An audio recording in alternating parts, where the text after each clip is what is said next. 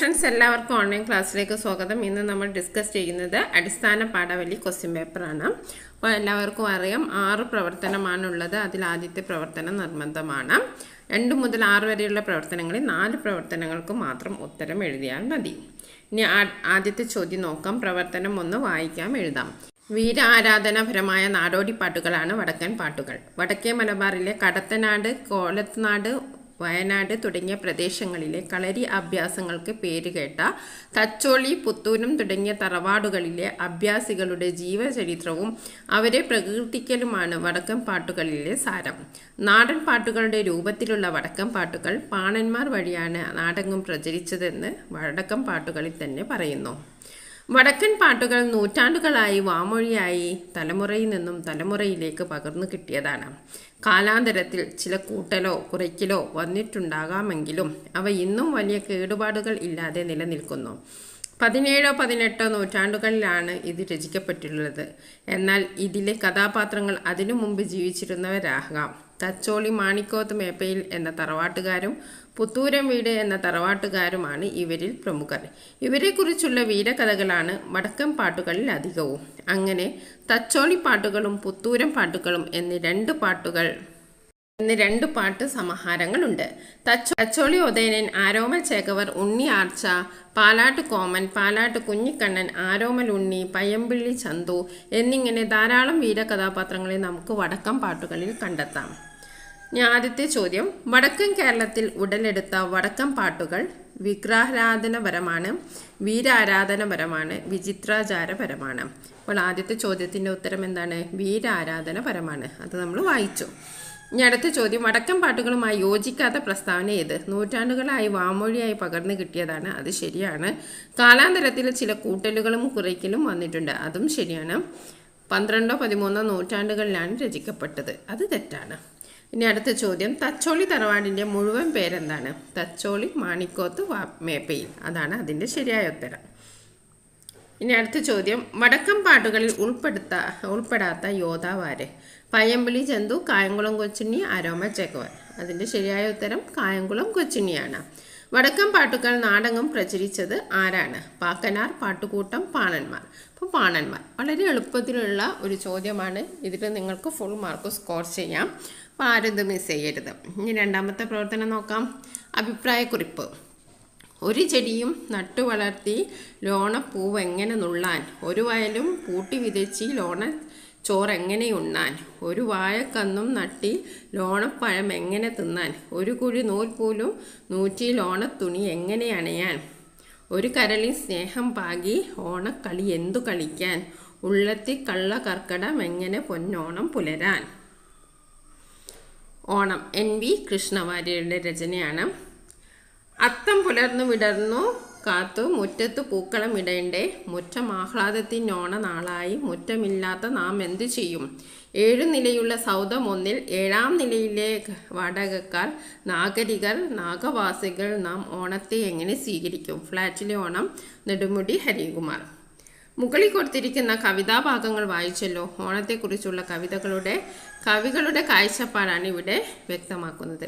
ഈ കവിതകളിലെ ആശയത്തോട് നിങ്ങളുടെ നിലപാട് വ്യക്തമാക്കിക്കൊണ്ട് കുറിപ്പ് തയ്യാറാക്കുക. കാർഷിക സംസ്കാരവുമായി ബന്ധപ്പെട്ട ഒരു ആഘോഷമാണ് ഓണം. കാലം മാറിയപ്പോൾ രൂപവും ഭാവവും മാറിയിരിക്കുന്നു. തകഴി ശിവശങ്കരപിള്ളയുടെ ഓർമ്മക്കുറിപ്പിലെ പഴയ കാലത്തിന്റെ ഓണചിത്രങ്ങൾ ഇന്നത്തെ തലമുറയ്ക്ക് അറിയില്ല. എല്ലാം നട്ടു നനച്ചു വളർത്തിയ സ്മരണകളാണ് പണ്ടുകാലങ്ങളിൽ ഉണ്ടായിരുന്നത്. ഇന്ന് അന്യ സംസ്ഥാനങ്ങളിൽ നിന്ന് പൂക്കളും പച്ചക്കറിയും അരിയും എല്ലാം വരുന്നു. അതിൽ ഓണവും മാറിയതിൽ അത്ഭുതപ്പെടാൻ ഒന്നുമില്ല. കൃഷി ചെയ്യാൻ ഇന്ന് ജനങ്ങൾക്ക് താല്പര്യമില്ല. കൃഷിയിടങ്ങളും ഇല്ല. ഇന്ന് എല്ലാവരും ഫ്ലാറ്റ് സംസ്കാരമാണ് ഉൾക്കൊള്ളുന്നത്. ഓർഡർ ചെയ്താൽ വിഭവസമൃദ്ധമായ ഓണസദ്യ നമ്മുടെ ഊൺമേശയിലെത്തും. എങ്കിലും എല്ലാവർക്കും ഓണക്കാലം എത്തുമ്പോൾ മനസ്സുകൊണ്ട് ഓണത്തെ വരവേൽക്കാൻ ഒരുങ്ങും. സന്തോഷത്തിന്റെ ദിനങ്ങളും നമ്മുടെ കാർഷിക സംസ്കാരവും തിരിച്ചു പിടിക്കാനുള്ള ശ്രമം ഉണ്ടാകണമെന്നും കവി ഓർമ്മപ്പെടുത്തുന്നു. അടുത്ത ചോദ്യം നോക്കാം. കഥാപാത്ര നിരൂപണം. ജീവിത സാഹചര്യങ്ങൾ കൊണ്ട് നാടുകടത്തപ്പെട്ട ഒരു പെൺകുട്ടിയുടെ കഥയാണ് തേങ്ങ എന്ന പാഠഭാഗത്തിൽ പ്രതിപാദിച്ചിരിക്കുന്നത്. അക്കമ്മ എന്ന കഥാപാത്രത്തിന്റെ സ്വഭാവ സവിശേഷതകൾ പരാമർശിച്ച് കഥാപാത്ര നിരൂപണം തയ്യാറാക്കുക. അന്യദേശത്ത് നിന്ന് കേരളത്തിലെ ഒരു വീട്ടിലേക്ക് ജോലിക്കായി എത്തിയതാണ് അക്കമ്മ എന്ന 10 വയസ്സുകാരി. ചെറുപ്പം മുതൽ അച്ഛന്റെ കൃഷിജോലികളിൽ സഹായിച്ചാണ് അക്കമ്മ വളർന്നു വന്നത്. പ്രകൃതി എന്നത് അവളുടെ ജീവിതത്തിന്റെ ഭാഗമായിരുന്നു. അന്യദേശത്തു നിന്ന് വേലക്കാരിയായി ബംഗ്ലാവിൽ എത്തിയപ്പോൾ ഒറ്റപ്പെട്ടതുപോലെ അവൾക്ക് തോന്നി. തേങ്ങാപ്പൂര ഒഴിഞ്ഞു കിടക്കുന്നത് അവളെ വളരെ വിഷമിപ്പിച്ചു. പൊഴിഞ്ഞു വീണ് കിടക്കുന്ന തേങ്ങകൾ താൻ തന്നെയാണെന്ന് അവൾക്ക് തോന്നിപ്പോകുന്നു. തേങ്ങാക്കൂട്ടിലേക്ക് അവരെ എത്തിച്ചപ്പോൾ സുരക്ഷിതമായ ഒരു സ്ഥലത്ത് അവരെ എത്തിച്ച ഒരു സമാധാനമാണ് അക്കമ്മക്ക് തോന്നുന്നത്. താൻ ചെയ്യുന്നത് തന്റെ കടമയാണ് എന്നാണ് അവൾ കരുതുന്നത്. ആസ്വാദനക്കുറിപ്പ്.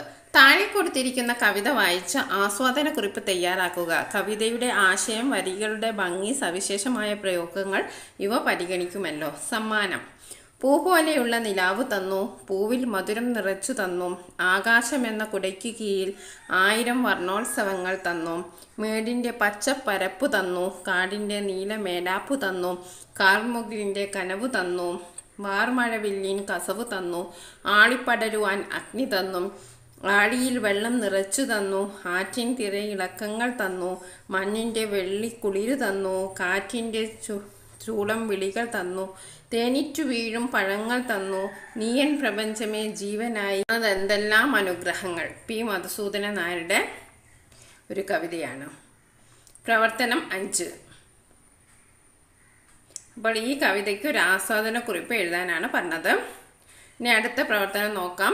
പ്രതികരണക്കുറിപ്പ്. തൊട്ടിലും താരാട്ടുമായി മകളെ ഉറക്കുന്ന പ്രകൃതിയെയാണ് സച്ചിദാനന്ദന്റെ വേഗമുറങ്ങൂ എന്ന കവിതയിൽ നാം കാണുന്നത്. മകളുടെ സ്വപ്നങ്ങളിൽ ജീവിതത്തിന്റെ പുതുമുളകൾ പൊട്ടിവിരിയും എന്ന മനോഹരമായ ദൃശ്യങ്ങളുടെയും പ്രയോഗങ്ങളുടെയും കവി വരച്ചു കാട്ടുന്നു.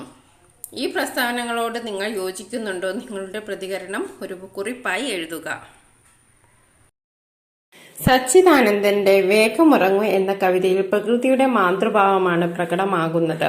പ്രകൃതിയുടെ താള സൗന്ദര്യങ്ങൾ ഉൾക്കൊള്ളിച്ചുകൊണ്ടുള്ള മനോഹരമായ കവിതയാണ് വേഗമുറങ്ങു എന്ന കവിത. ഇവിടെ അമ്മ മകളെ ഉറക്കുകയാണ്. പ്രകൃതിയാണ് ഇവിടെ അമ്മ. പ്രകൃതിയുടെ മക്കളാണ് നമ്മളെല്ലാവരും. ആരുമില്ലാത്തവർക്ക് പ്രകൃതിയാണ് അമ്മ. അതുപോലെ തന്നെ പ്രകൃതിയാവുന്ന അമ്മ നിലാവായി മാറി നമ്മുടെ മനസ്സിന് ശാന്തി പകരുന്നു. പ്രതിസന്ധികളും പ്രയാസങ്ങളും നമ്മുടെ ജീവിതത്തിൽ ഇരുട്ട് നിറയ്ക്കുമ്പോൾ അതിനെ തരണം ചെയ്യാൻ വെളിച്ചമായി എത്തുന്നത് അമ്മയാണ്. ഇവിടെ പ്രകൃതിയാവുന്ന അമ്മ തങ്ങളുടെ മക്കൾക്ക് വഴി കാണിക്കുന്നു.